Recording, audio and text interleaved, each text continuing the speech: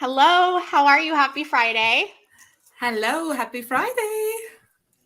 Happiest New Year to you. I know that we've spoken a couple of times since the New Year started, but I'm loving 2023 and everything that's in store. And I'm so excited for today's episode because we're doing something different than we normally do. We normally just have, right, like you and I, or us and one other guest representing. But today we have two incredible people. We're doing more of like a panel. So for those joining us for the first time, my name is Ashley Pireda, and I'm one of the hosts of Brand Experience Live, which is a live podcast where we explore and dive into the individuals and company brands that are delivering unrivaled brand experiences for their prospects, buyers, candidates, and employees. And as usual, I'm joined by my co-host, Lagla Moink. Hello. And I don't think we can anymore wish Happy New Year, but I'm like you. I'm enjoying this 2023 vibe so far. So I think it's going to be very, very good year. But yeah, today is a little bit different setting, and I absolutely love it as well because I think it's going to be very interesting. And we have two very, very great guests with us. We have a Brianna Doe, and Brianna representing, she's a senior manager for Timon Generation. So that's really good. Welcome, Brianna. And then we have Doug Carrara. So Doug is a senior vice president of sales, Network U. So he can tell a little bit about himself as well. But let's start with Brianna, obviously. Welcome both, and tell a little bit about yourself. Hi, so excited to be here. So yes, my name is Brianna, and I lead demand generation and content marketing at Inventables. And then also I'm a mentor for mainly college students looking to graduate and enter the workforce, and I'm a career coach for early to mid-level professionals. Amazing. Oh, welcome. Amazing. You sound like you've done this before. Do I? She's raised the bar already. The content marketer in me. Good luck, Doug. So good luck, Doug. Next time, let me go first, please. Oh, yeah.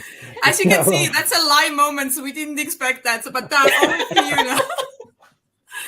Well, nice to meet everybody. I am Doug Carrara, as you said, Senior Vice President at Network U. And what we do is we work to empower sales executives to take control of their future through really educating them on the process of not only leadership development, but career development. So I'm a certified professional coach and have been practicing in that since 2015. So that's my background. Other than that, professionally, I've done 30 years in the medical device and diagnostic industry. So I've held all sorts of roles along the way. So, but primarily sales, marketing, operations, and consulting. Amazing. Wow. Amazing. That's So honored to be joined by both of you. So today's topic, and this is a little bit different for us, what, we're going to be talking about today. Doug, you had posted something on LinkedIn back in December of 22, which I feel it's so weird being like, long time ago. December. Yeah, back in the day. Way back then. But you had posted this post in December, right? Where you were really talking about like leadership development, coaching, workplace culture, talent development, what you've seen in your years of leadership, as well as consulting organizations and leading sales teams and coaching executive professionals and sales professionals. And you had posted something that was actually on LinkedIn.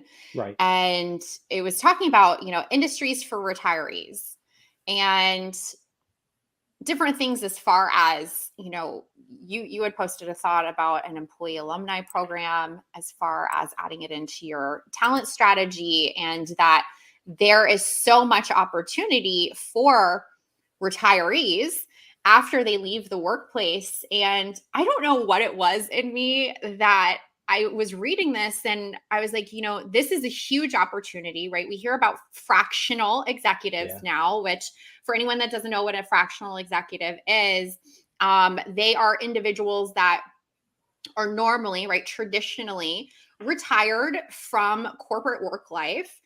They are seasoned. They come from a lot of the times larger companies and have been through a multitude of experiences where they're able to apply that in specific situations now for their clients.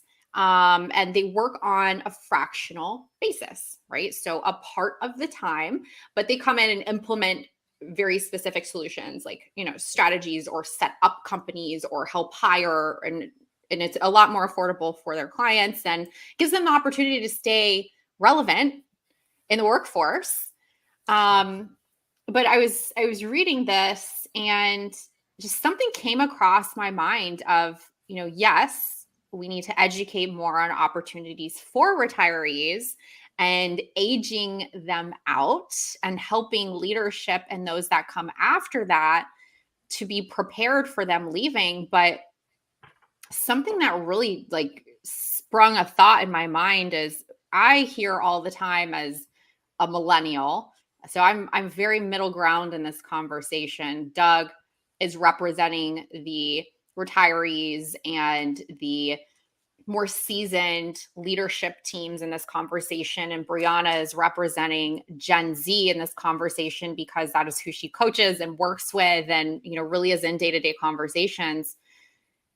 There have been so many problems in internal communications in the companies that I have worked for and worked with on the consulting side as far as internal communications. And a lot of it, right, if we're being blunt about it, has really come from the generational gaps and not giving to being open to hearing one another as far as what's going on. So a lot of these internal issues are coming from, just not being open to communication. Yeah. What made you do that post in the first place about this? Yeah, no, it's a topic that I have given my age, right? I feel like I'm on that bubble in a way. That's how I've always felt. People much older than me, people much younger than me, and I'm in the workforce, seeing both sides and seeing all sides of it. And it's a topic that I've been talking to a lot of companies recently about, which is what are they doing to when we talk, diverse amongst age groups within their workforce. What does that look like? And I do a lot of work on the leadership side, which lends itself to this because a lot of these folks have been taken out of the workforce, and you see the generations below coming up, and I really feel bad for them because they don't have the leadership that's able to pass down that knowledge. I had tremendous people along the way that I learned from. So a couple things go to mind are the thoughts that I have for the younger coming up, the less seasoned, let's say, coming up through the workforce and what they're faced with, challenges. And then on the other side, I was talking to someone at McKinsey. They have an entire alumni network where if you worked with McKinsey at any point in time, wherever you are now in your career, after that, you're still a part of their network. And I read constantly about what are companies doing to, attract, develop, and retain talent. And if you're like me and you're reading and you're seeing it, you have quiet quitting, you have people walking out, you have companies that are laying people off. The tech industry, we just saw a ton of layoffs just happen. This is just a very interesting topic to me. So where is it all headed? Where is it going, going to be 10 years from now? So I saw that article, and what tweaked me a little bit about the article was about holiday jobs. So you can go work. If you're 50, you can go work at UPS and, take a package, and I'm like, no, that's not what we're talking about here. So when I saw that, I really kind of twisted it and talked about what can companies do? What should they be looking at? What kind of strategies could they take on? And one was an idea of an alumni network, much like a college has an alumni. And that's so cool. Yeah. That's an awesome, awesome idea. Yeah. So, it's once, if they've had a positive experience with the company, I think it'll also help with, acquisition of new talent into the organization. Because all I keep hearing about is the war for talent. I heard about the war for talent back in 1996. And we're still talking about it. So newsflash to everybody younger than me, it's not new. It's not new. So that's what got me going on the topic. This is really interesting because this made me think a little bit. Do you really believe that these, like I would say, traditional companies, obviously, who has this traditional sort of career model and stuff? I believe like maybe this younger generation actually don't want these jobs because they are so obviously Brianna gonna tell in a minute, but they are so differently techie savvy. Maybe I don't think. Do you really believe they compete with each other? Because I believe this generation, younger generation now, after millennials, they want something different, and the ones what obviously the traditional jobs been there.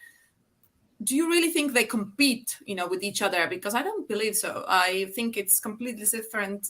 I'll make a quick comment, and then I'd love to hear Brianna's point. Yeah. I would say I don't think they compete. See, from the company side. If I think the thought process is, well, you're gonna cost too much, and I can tell you from people that I work with that are within those ages, they say, well, how do they know that? I'd be more than happy if you're home and it's zero. How can you cost too much, right? Yeah. So I hear that all the time. So it's a company making a decision before, or a making the decision for the employee or future employee. So I don't see it as competition. I see it as, well, we can get somebody at 60,000 or 100,000 versus someone at 200,000 when that person would have taken 150 or 120. Yeah. So how do you see Brianna? Over to you. I would say too, I would agree with you, Doug. They're not competing, so they're not even really being considered, but also it's more competing for respect in a way. With the younger generation. So for context, over the summer, I did a mock interview cohort and I had these two back-to-back calls, and one call was with a woman, she was 21, 22. And the next call was with somebody who was late 40s, and they were both looking for jobs in marketing. And so on one hand, you have, the younger candidate who was struggling to even be seen as, qualified candidate because they were younger. How could they have the experience? Yeah. Just wait a couple of years, you're underqualified. And then you have this, more seasoned candidate who was being rejected or not even considered because, well, they're overqualified, as Doug was saying. They're going to cost too much. Or I just heard a lot of, I can't even get my foot in the door. How do I not show my age when I'm applying? And, I think we tend to, as generations, kind of be at odds with each other, but really we're dealing with very similar issues, and it just comes down to respect and being given the chance by companies. I agree with that. And I come from a background with 8 years in the recruiting industry in one way or another, right? So I've been a corporate recruiter. I've been a full desk, like 360 recruiter, right? Going out and getting clients for an agency, as well as filling those roles as a recruiter. I have led a marketing team in recruitment. I have led brand in recruitment. I've been operational in recruitment. So I've seen a lot of different sides in recruitment on top of my experience, right? As a leader, as a hiring manager, as a business owner, and really have seen this holistic approach to recruitment. And I've heard both sides of this, right? From the clients, as far as like the hiring managers, and these issues that, you just touched on, Brianna, of, okay, I'm too old or I'm too young. And I hear this a lot when I'm, doing personal brand strategy, especially these like self-limiting beliefs, and how do I overcome these things that are most of the time within yourself that you're not able to exude confidence in order to apply for the job or get the interview or get past certain points because of something that's internal. So I just want to flat out say that before we even get into further conversation of, if you do have these thoughts, or experiences, right? Regardless of your age, you can be 21 or you can be 61. A lot of the times what you think within yourself is reality because you're stopping yourself from getting to those opportunities. But I've heard these things too, Brianna, of, oh, I'm 21. You need more experience, or I'm 61 and I'm aged out. And for me, it's all needed, right? Yeah. It doesn't matter what kind of business it is, how large the business is, how old the business is, what the revenue of the business is, what the business is doing, what their product is, who they're serving. That does not matter. So I'll flat out say, like, if you're working for an organization that you think is special, in this case, you are not, because every business is there to make money, needs a variety team of those who are experts, who are specialists, who are generalists, who can lead and delegate, and who come with new, fresh ideas that have never been thought about, which for me, like, I love Gen Z so much, because they look at the world so differently. But we have to have the experience in place to be able to teach certain things about, right, etiquette, for example, and how you interact with people and how you lead and how you communicate. So I think there really needs to be a balance. And, Brianna, Doug, I don't know if either of you want to pick up on this conversation of maybe solutions that you've provided as far as, okay, how do we find this balance between new talent coming in and providing something we've never had, and seasoned talent leaving their mark and educating and training those that come after them so that they can, leave and the business is still good. Yeah. I'll make a quick comment to Brianna's before there is, and I'm just looking at the note here. I was reading the other day, there's a Harris poll in 2021 that talks directly to what Brianna was saying, is that it was conducted for Fast Company, and they found 36% of Gen Z or younger millennial workers under the age of 32 report experiencing age-based discrimination at work, right? So that is that point of ageism is just, it doesn't define one group or another, it's throughout, right?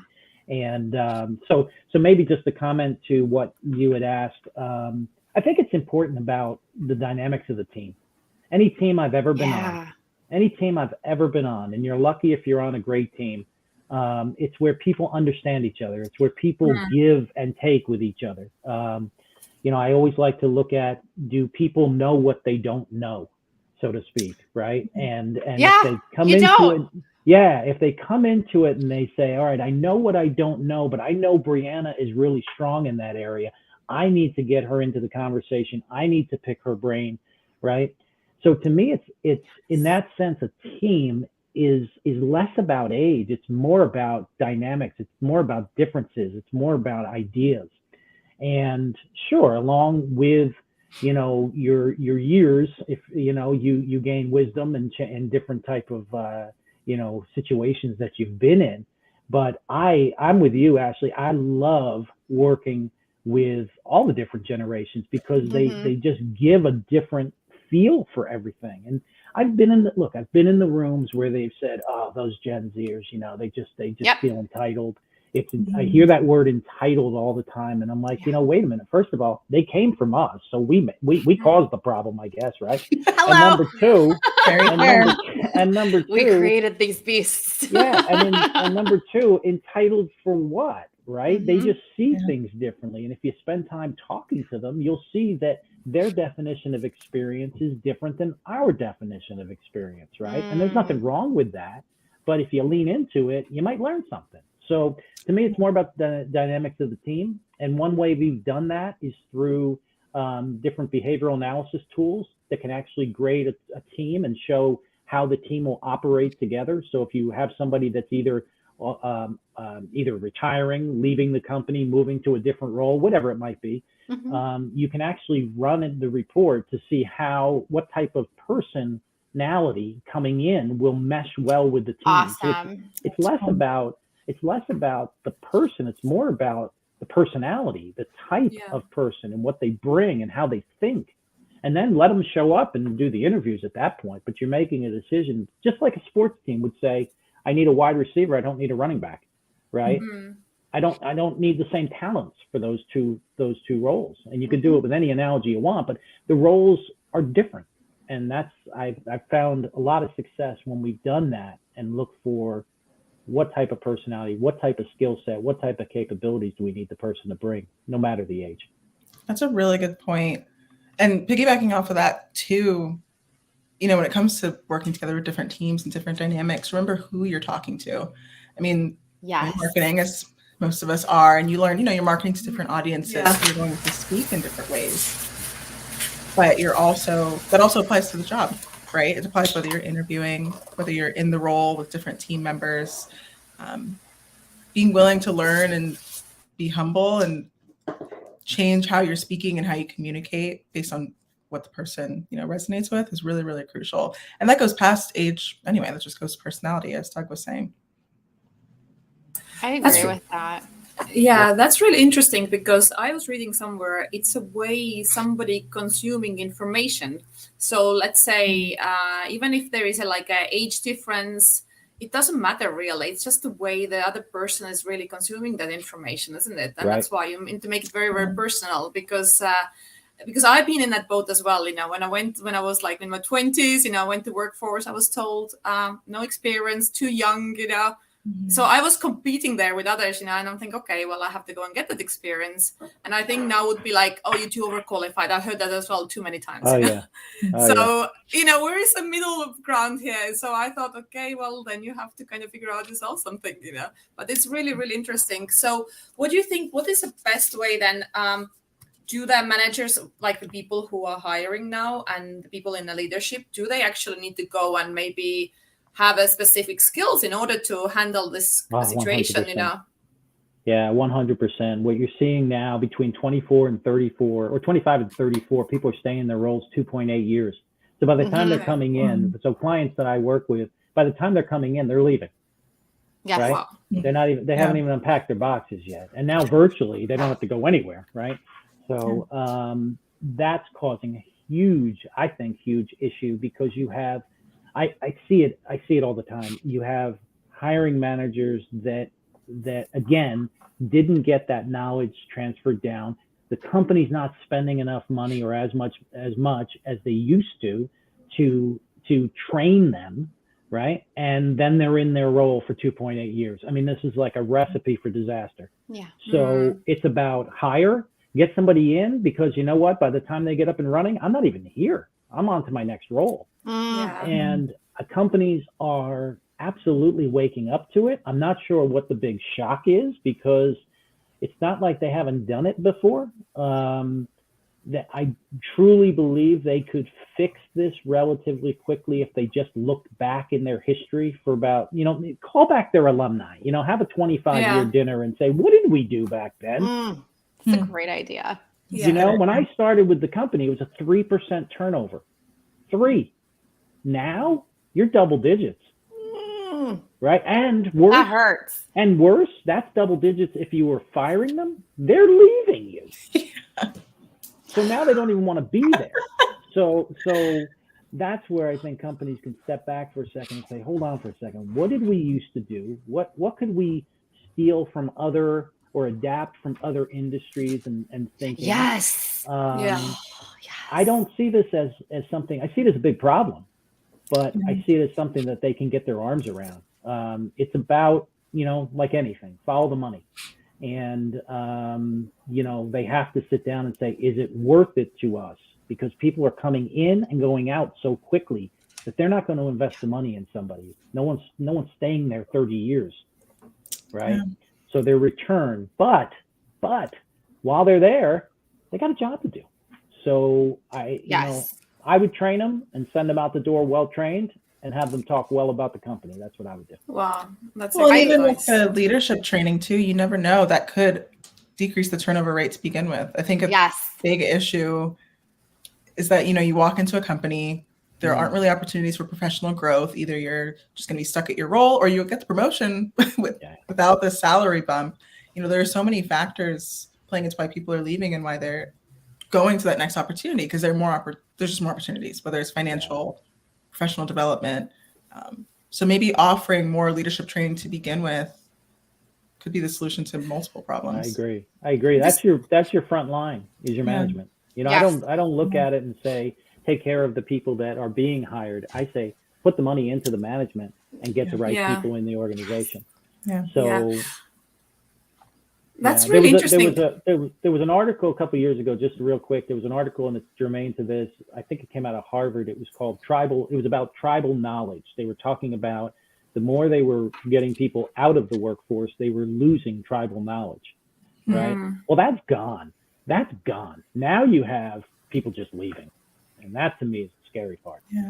Yeah. And to bring all of that together, though, between what you both just said, I think that the most successful organizations that I've worked with, either as an employee or as a consultant or a vendor, these organizations have combined things like behavioral analysis and DISC assessments and leadership training and training and development. And they have really thought out their onboarding process as well as their exit process, which is so overlooked.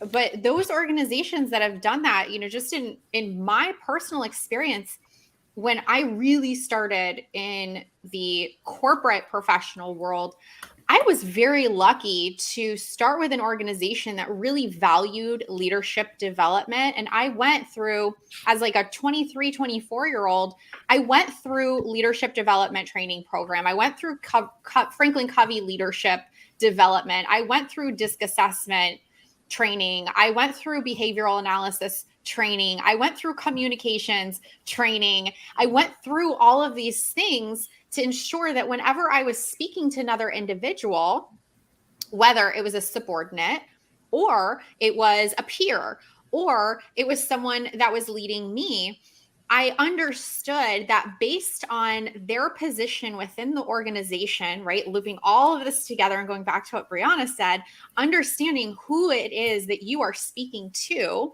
right? If you're speaking to the CEO, they like to be communicated with a certain way. They only care about certain points of information. They like, they really like certain things. If you're talking to a VP or another senior executive in the company, it's the same thing. They only care about something very specific and want a specific type of communication. And they also only want specific problems brought to them.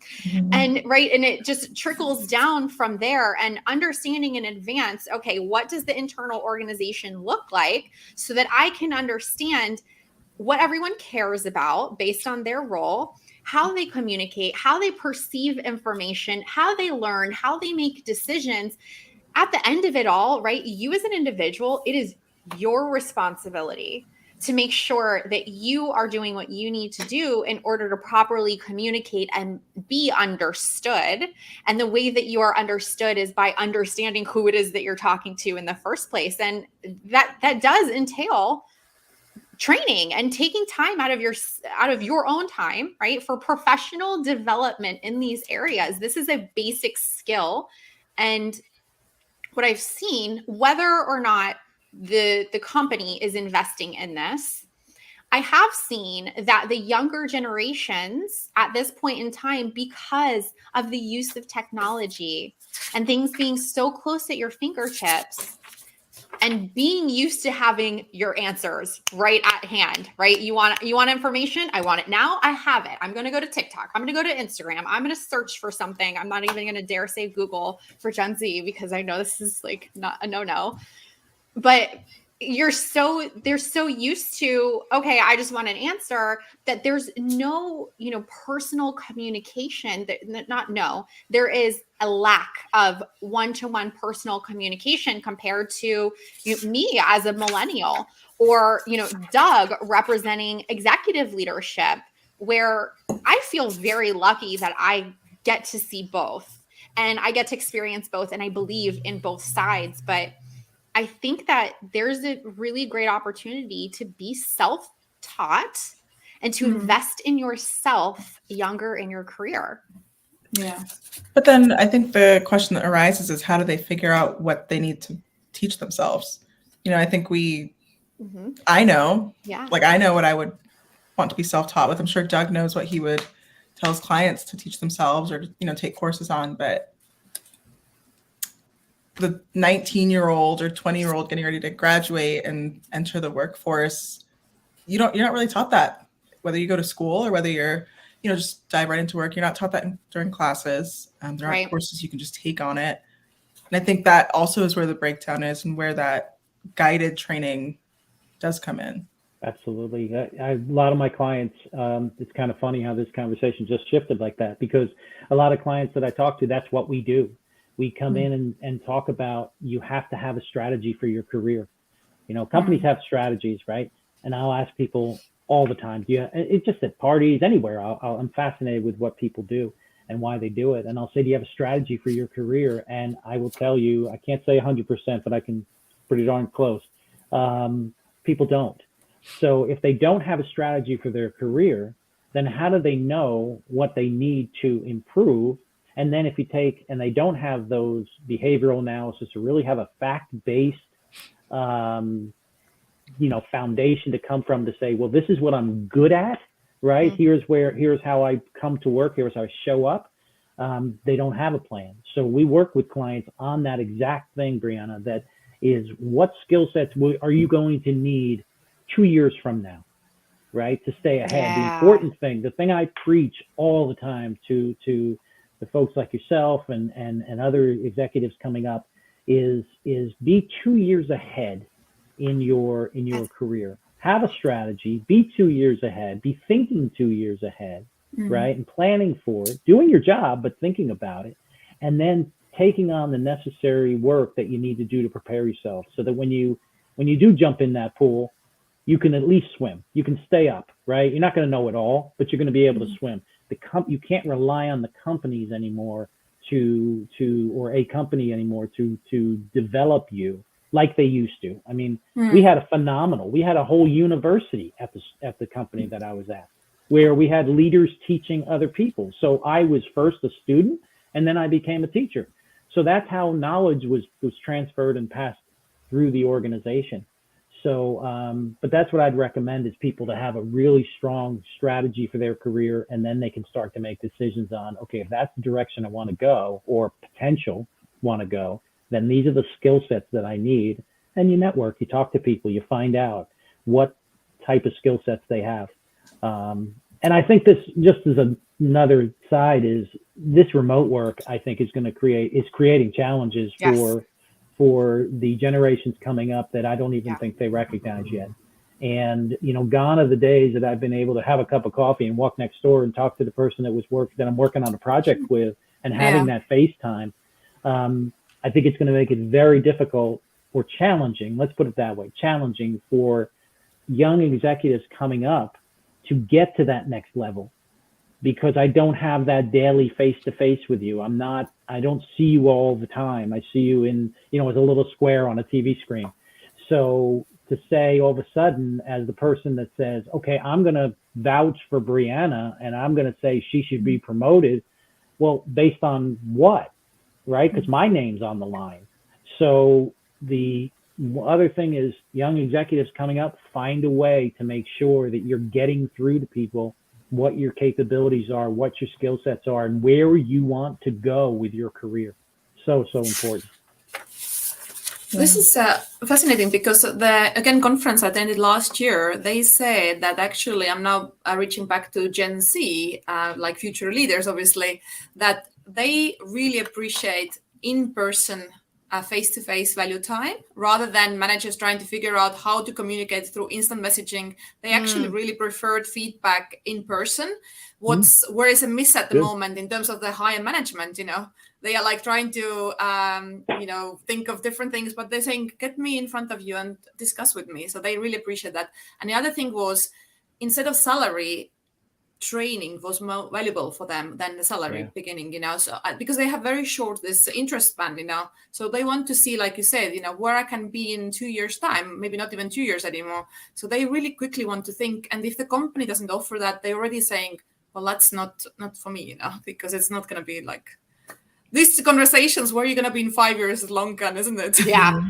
It is, but it At a different company.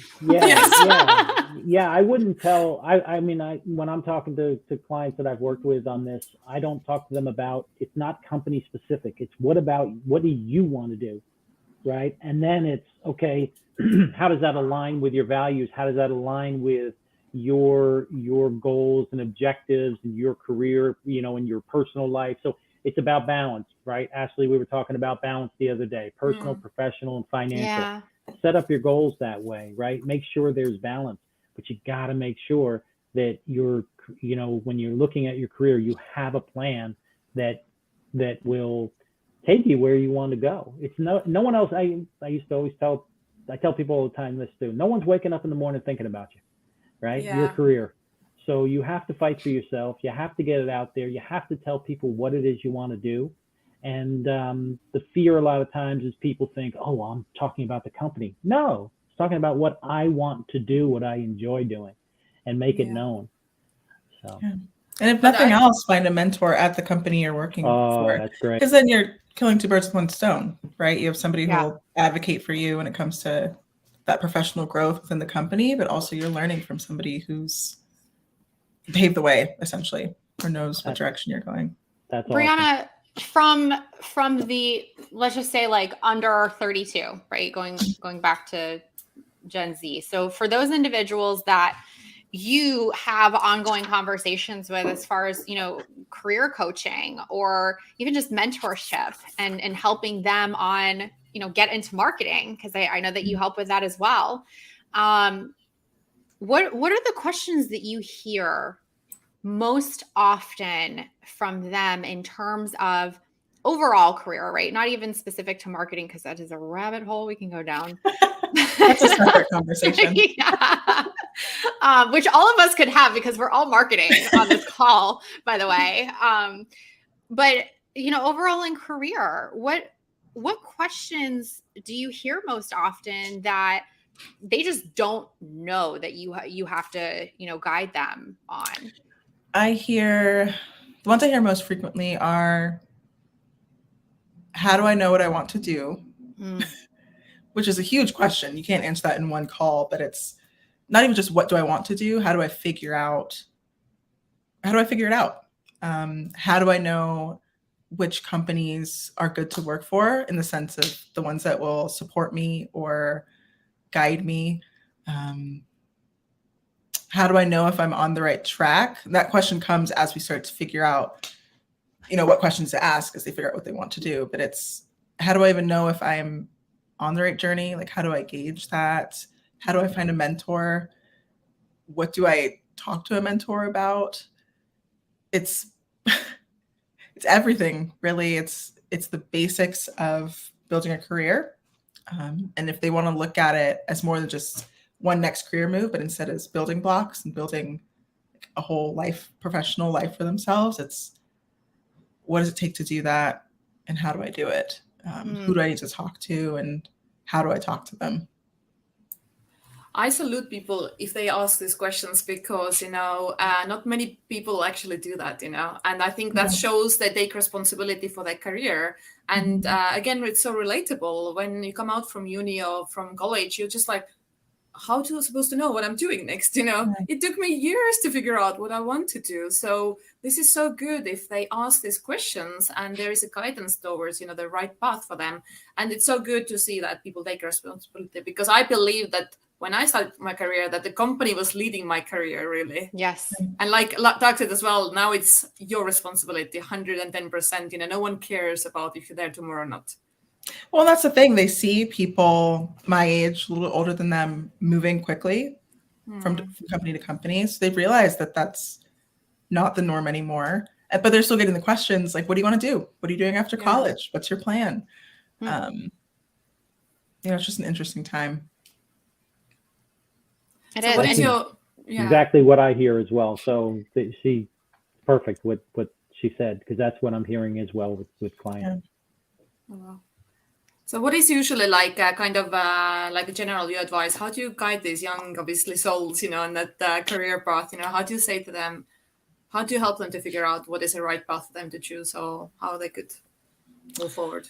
Well, the first step, I think, is learning to release that expectation. You're probably not going to figure it out in the first couple of years. And what you need to do is ask yourself really strategic and intentional questions along the way, so you can narrow down at a basic level what you enjoy, what you don't enjoy, also what you're good at, what you're not good at, what you want to get better at versus just, not even really mess with or engage with. But before anything else, I work with them on just being just showing themselves grace and being gentle with themselves. They're going to graduate, they're going to get their first job, and we'll figure it out, right? Like, we'll figure out what kind of manager you like based on how you enjoy the manager you work with now. We'll learn what kind of work environment you're going to thrive in based on the work environment you're in now. And as long as you're asking yourself questions along the way and not just winging it, the initial path will begin to present itself. And then you can dig in with somebody like Doug. You can dig in and, build out the next 2 to 5 years. So.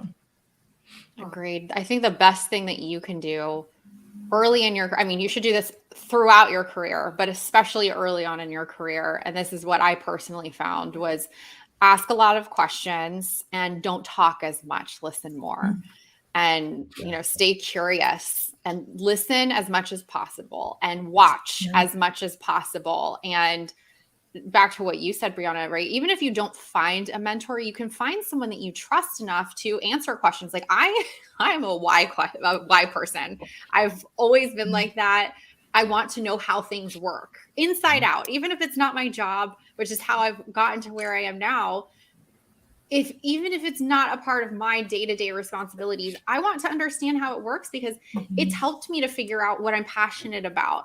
And it helps me to also have more intelligent conversations later on, going back to understanding your audience and who it is that you're talking to and how to communicate properly with them. But I think that, yes, the younger generations, they have so much to give. But I think that being able to humble themselves, even amongst the vast amount of knowledge that they have, and listen is such a great opportunity to being able to understand where you want to go in your career. Yeah, I agree. Because the minute you start saying, well, I already did that, I know how to do that, I don't have any questions on that, you're just, you're only hurting yourself.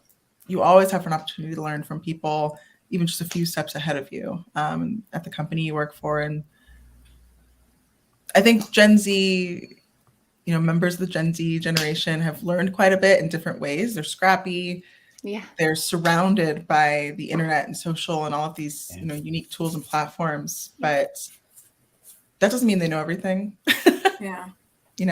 And we can all learn from each other. Even seasoned leaders, right? Like whether it's mid-career or you're seasoned or you're getting ready to leave and you have knowledge that you want to give because, Doug, you can probably speak to this too, but a lot of the executives that I've worked with, whether it's a CEO or it's somewhere in the C-suite or, somewhere else in the executive suite or even director or above level, we want to share our knowledge.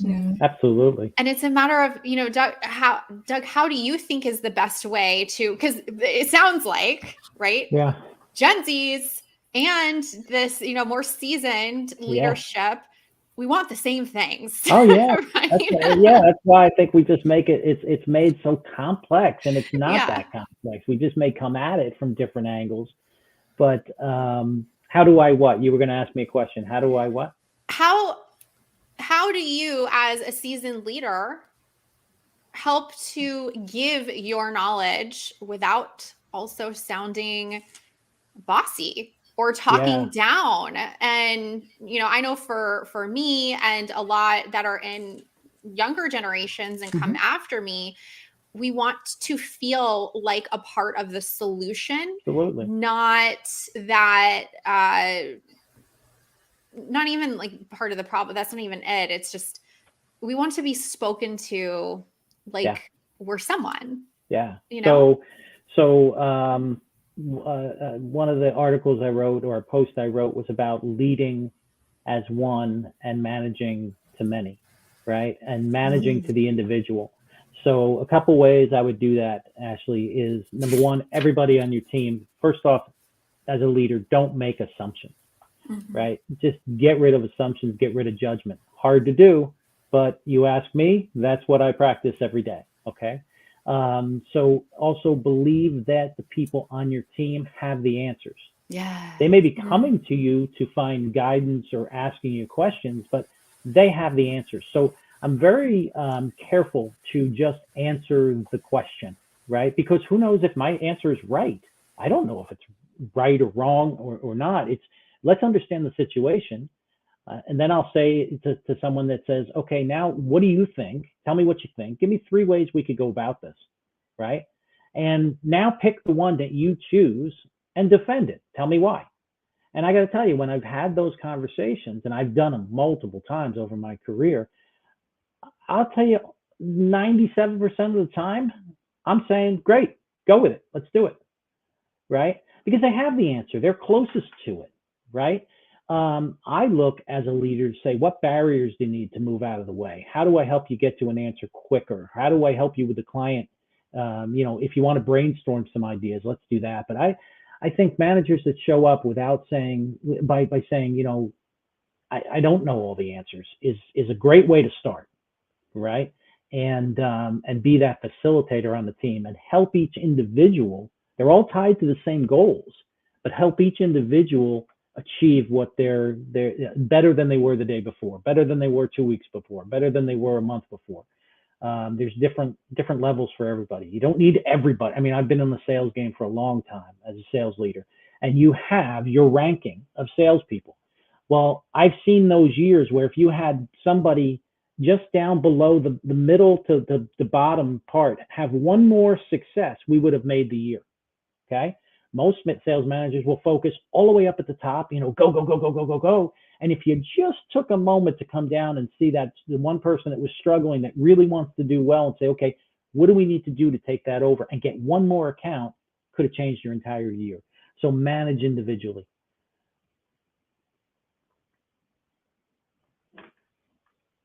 That bridge and the gap between like 2 generations, really, isn't it? So it comes down to really communication, being open and being curious from Gen Z side, and the other side saying, okay, I'm open, willing to educate you and learn with you, and let's figure it out together as a team, because at the end you have the same goal with it. Yeah, I mean, the day you stop learning is the day it's over, right? So yes, go try to learn from everybody every day, and I think each generation has something to bring to the table, but collectively, it's unstoppable if you get the right team together. Fantastic. What a great conversation. Very, very educational, very, very learning curve for everyone, hopefully, from here, Very good advice from Brianna and Doug. Thank you. If you both had to give key advice for the opposite of who you usually work with, what would your number one piece of advice be in terms of internal communications or hiring? Doug for Gen Z and Brianna for senior leaders. They're thinking so hard. Actually, did you notice? Yeah. I just threw this. I'm getting edgy on my seat. I know. Wow. You should have given us a warning. No, I'm sorry. There are some loud. Doug and I will get back to you. Yeah, we'll get back to you.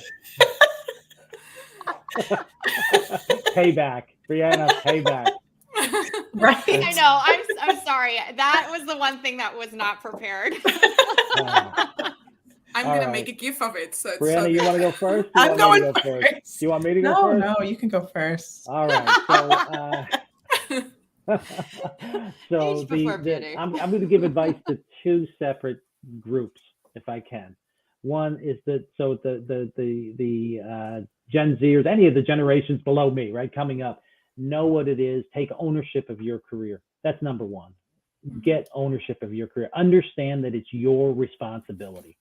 Okay, so I'd stop there because then I go down a rabbit hole. Number two, I'd like to speak to the colleges out there that say there's enough money spent in those colleges.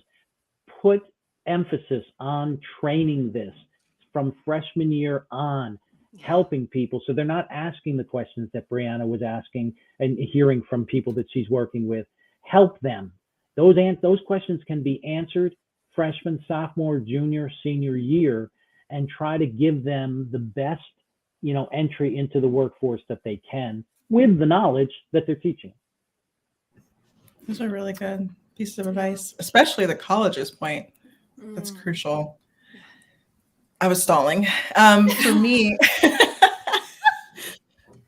for senior leaders, I would say separate. So if you have a team right now of, people that are Gen Z, separate them from their age, focus on, I think part of the issue with ageism is that we just we just box everybody into their generation. And we lose a lot of opportunities with that. So focus on the unique and diverse perspectives that you wanted to hire in the first place.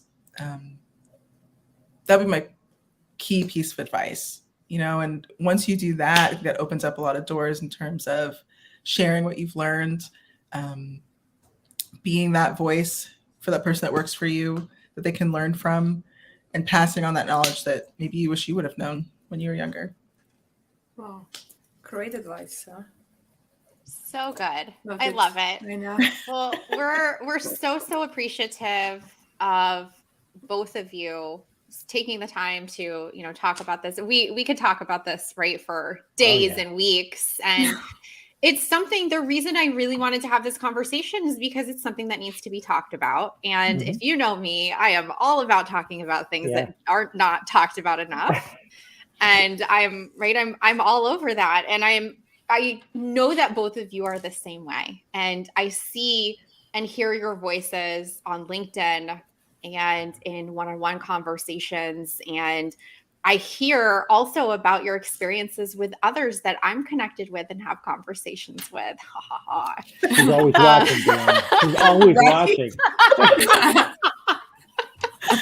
Big brother. Exactly. But I'm so honored that both of you believe in the conversation so much that you are making an emphasis on starting it.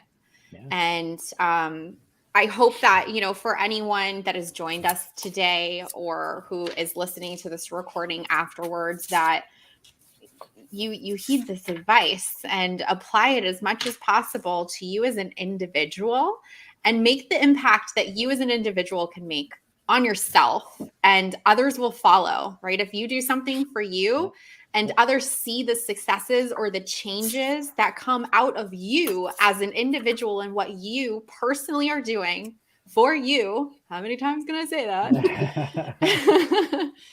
People follow suit. And I really believe that that is the first step in creating positive change and making an impact, is by doing it yourself first and doing for you what you would want others to do as well. Yeah. Yeah. Very well said.